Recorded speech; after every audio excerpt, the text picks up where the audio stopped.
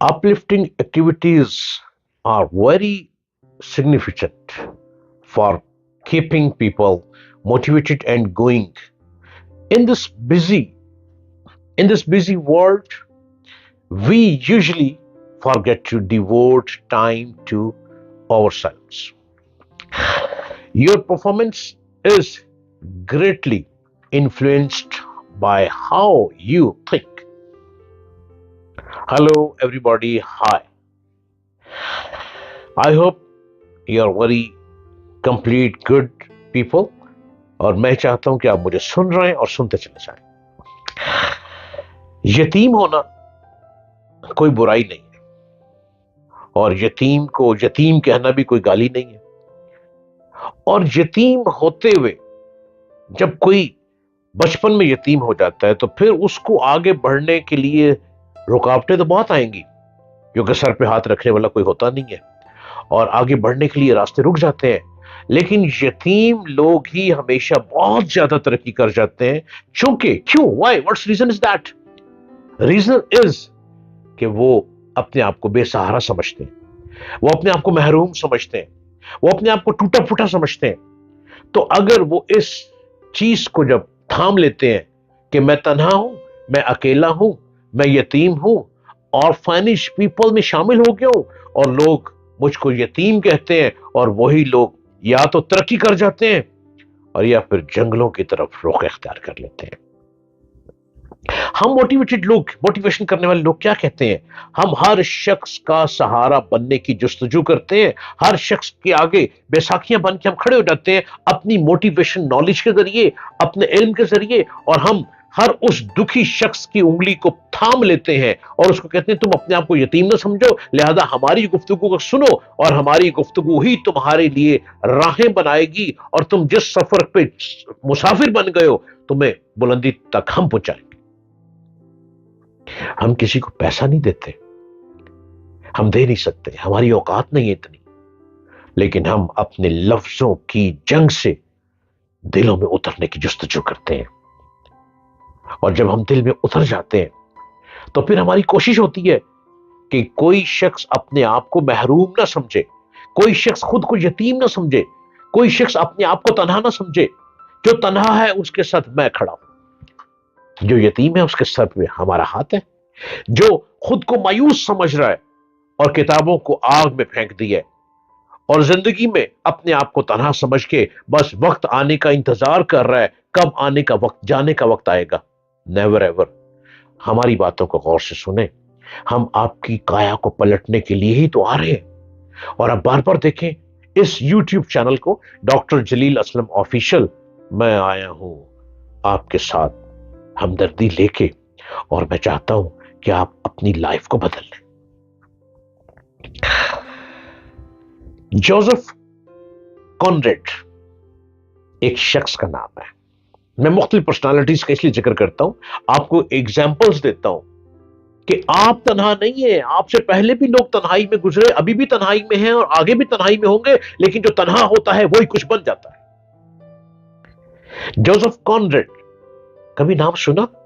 जो किताबें पढ़ते हैं वो जरूर जानते होंगे, जिन्हें किताबों का शौक है वो जरूर जानते होंगे, जो लिखारी हैं वो भी जानते होंगे, जो पढ़ने का शौक रखते हैं वो भी जानते होंगे, और जो इंटरनेट पे भी लिटरेचर पसंद करते हैं वो भी जानते होंगे। मैं चूंकि एक इंग्लिश लिटरेचर का स्टूडेंट हूं तो मैं आपको इन ऐसी बातें कर जाता हूं। जोसेफ कॉनरेड, जितनी दफा मैंने कहा इतनी दफा आपको याद हो गया होगा। ये शख्स पोलैंड में पैदा हुआ, बचपन में ही यतीम हो गया, अब्बा का साया उतर गया, तन्हा रह गया। क्या करता? बेयारो मददगार, ठोकरें खाता रहा, किताबों की तरफ बढ़ता था, लोग धक्के देते थे, कबाड़ियों की दुकानों पे जाता था, कबाड़ियां भी कबाड़ खाने से तो किताब खींच लेता था कि तुम्हारे लिए नहीं है ये किताब। भीख मांगने का शौक नहीं था, कई के दिन भूखे रहकर भी गुजार लिए। जोसेफ कॉनरेड ने अब पैदा कहा हुआ पोलैंड में, बात मैं आपसे कर रहा हूं, वो पोलैंड में पैदा हुआ जोसेफ कॉनरेड।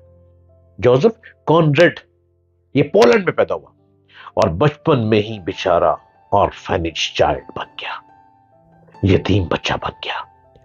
उसको मछली पकड़कर छोटी ही उम्र में कमाना पड़ा। भीख नहीं मांगता था, वो क्या करता था कि دریا پہ سمندر پہ جانا، وہاں سے مچھلیاں پکڑنی اور مچھلیاں پکڑ کر انہیں اکٹھا کرنا، اور اکٹھا کس پہ کرتا تھا؟ اپنی جھولی پہ. کاغذ نہیں تھا، کیسے تھامنا تھا؟ جھولی کے اندر. اپنی جھولی میں مچھلیاں جتنی آ جاتی تھی ان مچھلیوں کو جھولی میں ڈالنا اور جھولی میں جا کر مارکیٹ پہ چلے جانا، اور مارکیٹ پہ کوئی دکاندار اپنی دکان کے آگے بھی نہیں کھڑے ہونے دینا چاہتا تھا اس کو. پولینڈ کا یتیم شخص جوزف، بے یارو مددگار آنسو بہاتا ہوا، ہائے رے ماں کدھر جائے یہ بچہ، ہائے رے باپ تو ساتھ چھوڑ گیا، ہائے رے یہ ٹھکرایا ہوا شخص کدھر جائے. ٹارگٹ بنا لیا.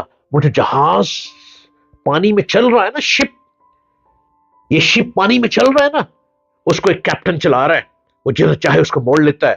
اے جوزف کارنر، تو بھی اس جہاز کا مالک بنے گا.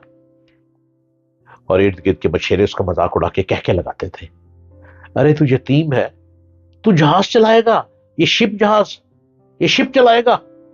جوزف مچھلیوں کو اپنی جھولی میں ڈالتا اور مارکیٹ میں چلا جاتا. کوئی دکاندار آگے کھڑے نہیں ہونے دینا چاہتا تھا. وہ آواز لگاتا اور اس کی مچھلیاں اس کی جھولی میں بک جاتی، فروخت ہو جاتی. اب وہ کماتا اور تعلیم کے لیے ایک شوق بن گیا کہ میں نے کتاب لینی ہے. کباڑیے کی دکان پہ جاتا، جو پیسے مچھلی سے کماتا اس تھوڑے پیسوں میں سے کباڑیے سے ایک پرانی کتاب خریدتا، اور پھر ایک کیفیٹیریا پہ بیٹھ کے ساری رات کافی کا ایک کپ لے کر، کافی کے کپ کے ساتھ ساتھ اس جگہ ٹھنڈک میں بیٹھ کر کافی کا کپ پیتا رہتا اور ساری رات میں ایک کتاب کو ختم کر لیتا. مختلف ممالک سے ہوتے ہوئے وہ انگلینڈ پہنچا اور وہاں جا کے اس نے کتابیں پڑھ کے کتابیں لکھنا شروع کر دی. وہ ایک رائٹر بن گیا. انگلینڈ میں اس نے انگریزی سیکھنے کے لیے بہت محنت کی، یہاں تک کہ وہ انگلش کا ایک بہت بڑا رائٹر بن گیا، اور وہ مشہور مصنفین، مشہور رائٹر میں دوسرے نمبر پر پہنچ گیا. 19 ایئر کی عمر میں وہ انگلش کا ایک لفظ بھی نہ بول سکتا تھا، مگر اس نے اپنی محنت کے ذریعے اس زبان کو سیکھ کر دنیا بھر میں شہرت حاصل کر لی.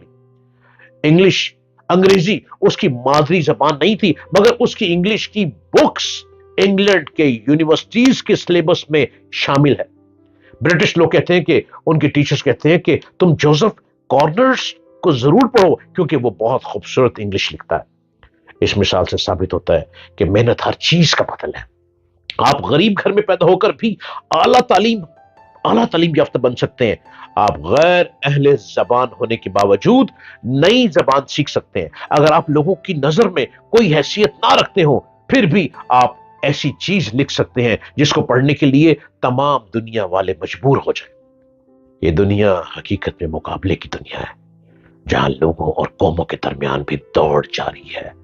اس دوڑ میں کچھ پالو.